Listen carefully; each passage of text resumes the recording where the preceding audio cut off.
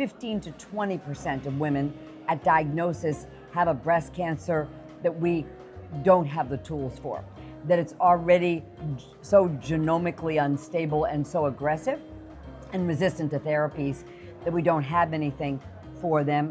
There's another 10%, maybe 15%, where they just don't get the optimal therapy, either because of some miscommunication or not the most optimal deployment of the therapies, or because of lack of insurance, or women end up not taking therapies usually because of toxicity or cost.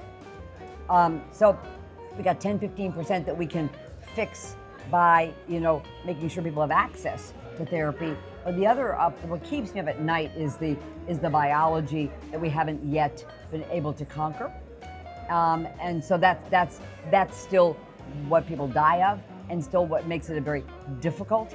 And then as you add it longer, like me, increasingly difficult to deal with those gals that we know we don't have the answers for. But the progress has been tremendous in the 41 years since I started doing oncology care. So what worries me about breast cancer is that we are generating a whole lot of good information, but we're not always using that information as well as we could when we're treating our patients.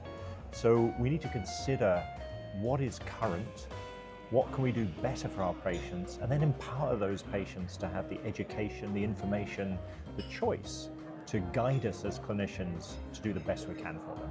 Well, I have to say that I am a bit worried about new data that we're seeing about breast cancer occurring in younger and younger women. And I think we really need to focus our research efforts on figuring out why an increasing number of women between the ages of 30 and 45 are developing breast cancer. That's a group that we previously didn't worry too much about, and now we're seeing increased rates in this group of patients, and sometimes the diagnoses are late because nobody thinks that a 35-year-old is going to get breast cancer. So I do want us to really be focusing efforts on that group of women who traditionally haven't been screened and maybe don't know what they're supposed to be looking for and when to go to the doctor with a concern.